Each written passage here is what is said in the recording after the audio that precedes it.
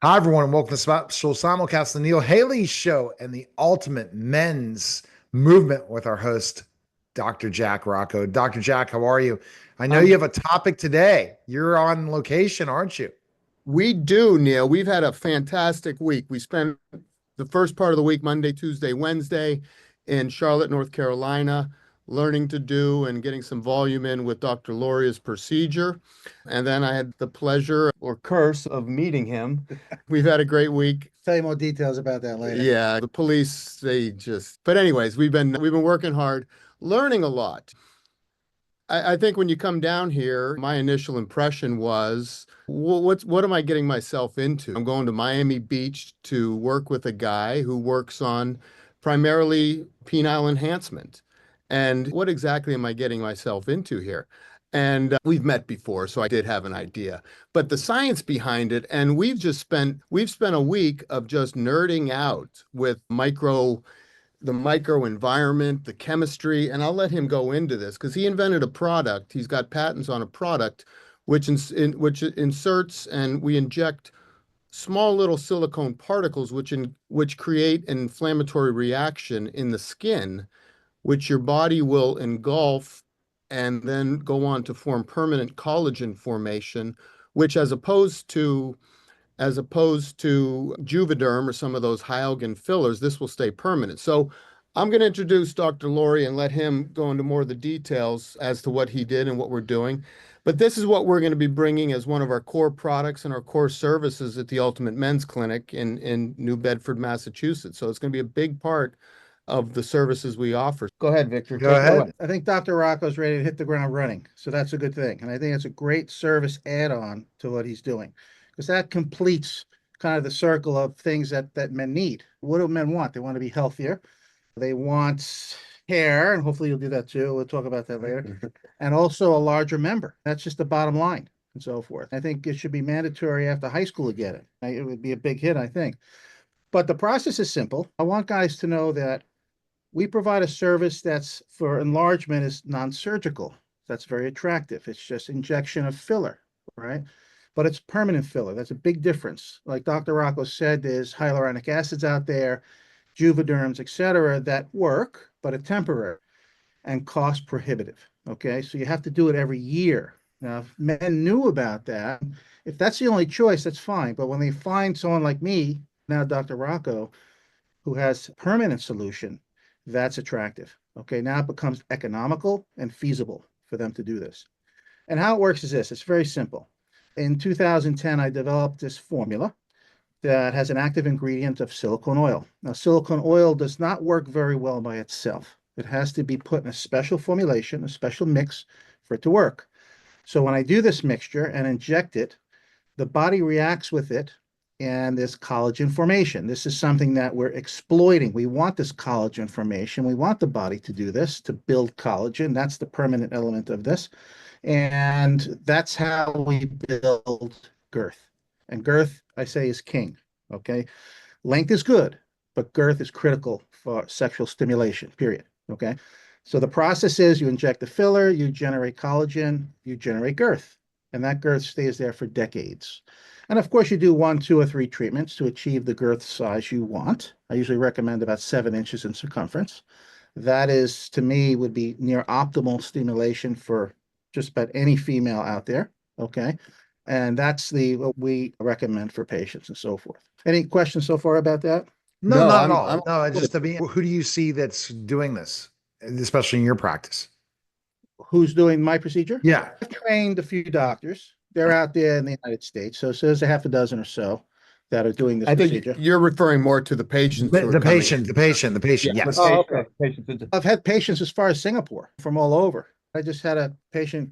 It was funny. Just I got an email from a patient from Kosovo that said, "Hey, I'm happy." He was a micro. He was a micro penis, about 4 inches in erect length, very narrow. Okay, and he is tickled pink. You can imagine how that changes your life. Being a micro to now he's normal girth in one procedure.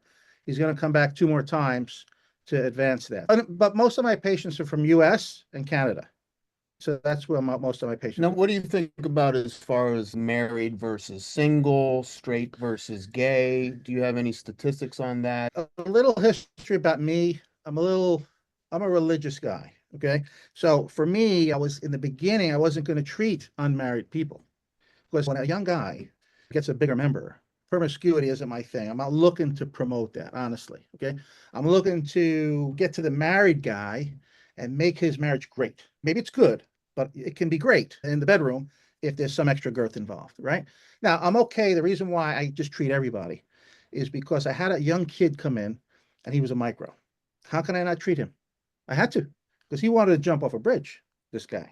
Yeah. Okay. The psychological aspects of it, and we talked about this a lot. Men, young boys in the shower, high school, middle It's school. devastating. It's Yeah. devastating. It's just the nature of it. Okay. But there is a solution. That's the thing. A lot of guys don't know. And we want to get the word out that, hey, we have a decent solution here. We can get you girthy. And we have techniques on length. We'll maybe talk about that on another show, perhaps. But there is a solution or a good remedy for this situation. Period. It's interesting when you talk about it, specifically when you're talking about girth. Explain how guys even know if they have not the average length of the right girth. The average girth is around 4.75 inches to 5, right? The vaginal space, it could accommodate much more than that. Okay. The stimulation factor is not very good with an average size male member. Okay. So to stimulate the walls of the vaginal space, 7 inches is what you're going to need. Now, how do I know this, right? I'm just picking out a number. No, I'm doing this for 15 years. I must have done 11,000 procedures. I've interviewed thousands of my patients, and I tell them, how did it feel after the first treatment? Oh, it was good. How did it feel after the second one? Because after the second one, they're approaching that 7 inch mark. And now I'm hearing, wow, it used to take me 20 minutes for her to orgasm. Now she's orgasming in 60 seconds. These are real numbers. These are real time frames, by the way. 60 seconds, and that's real. Okay. But because of the intense stimulation of the vaginal walls, because as I explain in my videos, I have a lot of videos, the clitoral nerves actually branch within the walls of the vaginal space, right? So if you're entering the vaginal space and stimulating all the walls, it's like almost having oral sex with your penis in a sense, if you think about it. That's how stimulatory it is. And that's exactly what happens. A lot of good reports, a lot of good results, a lot of happy people. So Yeah, how do people know if they're average or not average and when they think of length versus girth? average length is probably 5.5. Right. Right, that's average. Yeah. Average girth, 4 3/4 to 5. That's average. Yeah, I Okay. think if you take one of those tape measures for a Yeah. tailor, and basically it's the mid portion, you do a circumference at the mid portion, that'll give you your average. There's diversity amongst people. So there's really no standard per se, but how much would you say how much would you say one treatment would improve the girth from 4 to Probably about an inch. so with the that if someone is a 4 or 5, one treatment will get them an extra inch and a second We treatment. have a good model right here. See, Oh, here we go. this is what we're talking about. See, this is a pretty good size. Okay. I'm serious. This is Yeah. about 7 inches, actually. This is 7 inches in girth. It might look very large, but remember, a baby has to go through the vaginal canal, right? So there is stretchability there, especially those who have given birth naturally. They have a little extra stretchability and they can certainly handle it. They can. I have patients that are 9.5, 10 inches in girth that their wives love, but not for everybody. Now, that's a little different now. That's kind of very big. But sometimes you have to customize for your spouse. And that's what we do. The patient says, hey, I'm at 8. There's still room in there, they say. So we go to 9. And if 9 fits, that's perfect for them. And that's what we do. Interesting. Okay. So that was something interesting to look at. That's the girth. That's 8 inches girth. What you Well, just this showed. here, if I look at this coconut water bottle, it's a 7. This is Yeah. a 7. And, What'd you okay. say? Of course, this I think is the perfect size for the male member. Okay. This is a perfect girth. Okay. And I know this, again, I know this because of experience. I ask my patients, how does your wife like this or your girlfriend, whatever? Even my gay patients, that's a good size for them too, and so forth. The gay population is a little different. They're a little more finicky when it comes to the male member, right? It's more of a priority to them. And I ask them all the time, and they tell me, no, this is important for us, and so forth. And that's just the way it is, and that's fine. Yeah. The Uh, conversations are very open and very honest that we're having with the patients. And it is a personal thing. Oh boy. Yeah. Oh yeah. And but the great thing that I've really loved about it is that the complications are so few. Perhaps some local skin irritation. Go on, maybe talk about The key what you've is, seen. I always tell my patients, this is cosmetic. And we try to balance it out and proportion it. Now, we fill the penile shaft and glands, for example. If we fill here's the shaft and here's the glands, we'll fill as much as we can evenly, right? We want to parallel the anatomy that we have. And usually we're pretty close, okay? But I always tell patients, if you're a perfectionist, don't do it because you might have a little concavity here or some sort of mild indentation here. Do most guys care? No, they don't. But the perfectionist will care. Okay. And it's hard to be super perfect. Okay. Even though we try, trust me, I'm very particular about how I inject, how much I inject, where I inject, and all this kind of stuff. So I want it as perfect as possible. But there's one issue. The penis is a moving target, right? So it erects and it contracts in flaccid state. The problem is when it contracts, it can distort a little bit, right? Now, a normal penis, right? A normal penis, when it retracts, the skin folds like an accordion, so it's not a problem. But now that we put filler in there, it can't retract that much anymore because the skin is Right. thicker. So it might have a little bulge here, a little asymmetry there. So in that case, like for example, we had a case today. He had an 8-inch girth, 8.5-inch girth. To me, it was perfect. I thought he looked phenomenal. Okay. But what did he say? He says, I think it's maybe a little too big for me. So we reduced it. We could actually reverse it too. And that's good to know and so forth. But he was particular about his flaccid look. And that's what we have the least control of, flaccid, because flaccid has a mind of its own. It retracts, right? So if there's a high retraction force, there's more distortion. That's why I tell patients, I say, look, the erection has to look right. That's your functional, the money shot I call it. That has to look right. But the flaccid we have less control of because it's going to track. Some people could contract more than others. The patient I had today didn't really contract a lot, which was good. Because I said to him, look, we're going to reduce you down. And he wants to look good flaccid and erect. I said, all depends on your flaccid pull and so forth. So his wasn't high. Okay. So he looked pretty good. Yeah, and his actually. concern was he said he and his wife they would travel and they would go to places where there were nude beaches. And That's right. he didn't like that he looked too big flaccid. He wanted to It look was a big. little more normal That's right. flaccid. And I said, and it was a great repair. It was a great way to reduce it. We took a little wedge out of the center part. Dr. Lauria took a little wedge and then reclosed it. So it did look fantastic afterwards. Much Yeah. improved. So he actually overshot. I mean, I just delivered the medicine, I think right? he So had 3 shots, correct? yes, He had 3 shots to three begin with. treatments. Yeah. And the third one was probably a little too much for him, which is why he asked for the reduction today. But that's unusual. Yeah. To ask for a reduction is not the norm. I may maybe reduce 1 out of every 500 patients. That's how infrequent it is. And that's because they have overestimated.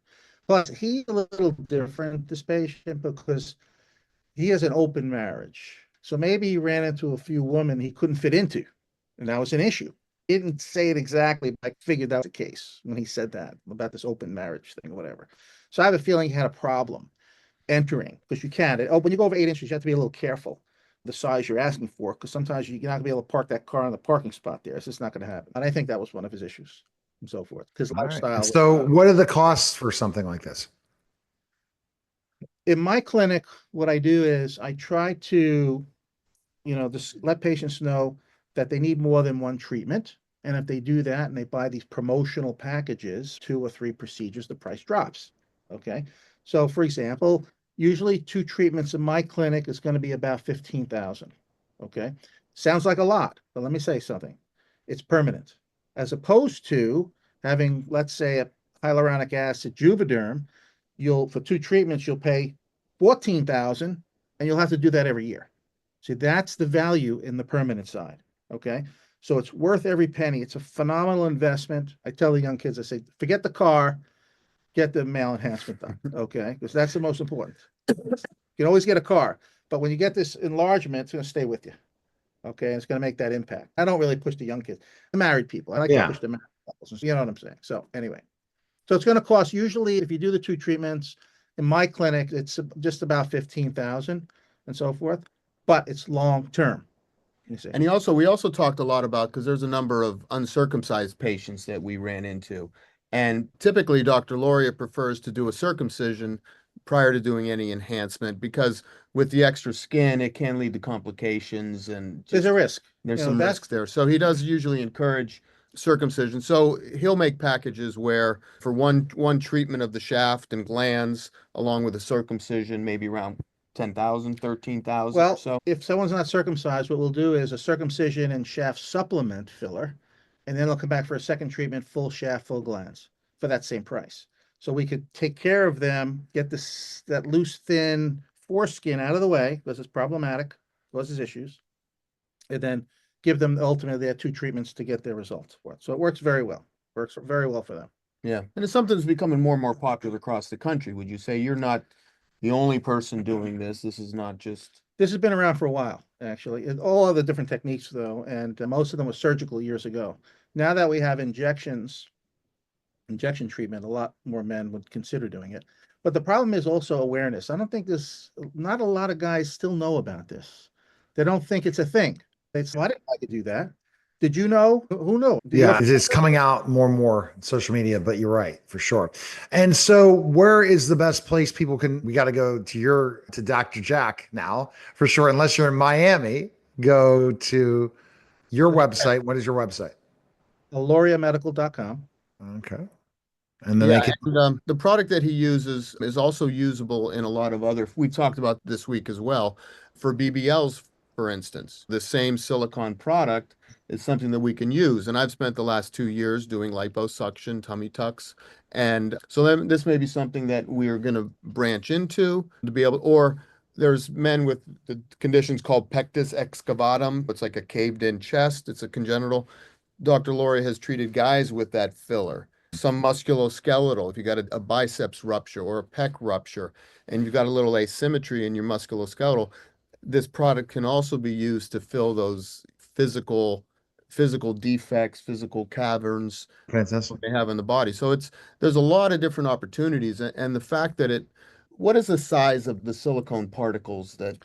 They range between 20 microns and 100 microns. Yeah. That's And at that size, your body's able to quickly encapsulate it, and then it's walled off. It's walled in collagen, so it can't cause any damage to other areas. All right. Fantastic. Best play for Ultimate Men's. Yeah, the Ultimate Men The Ultimate Men's Ultimate Men in Ultimate.com. New Bedford, All Massachusetts. right.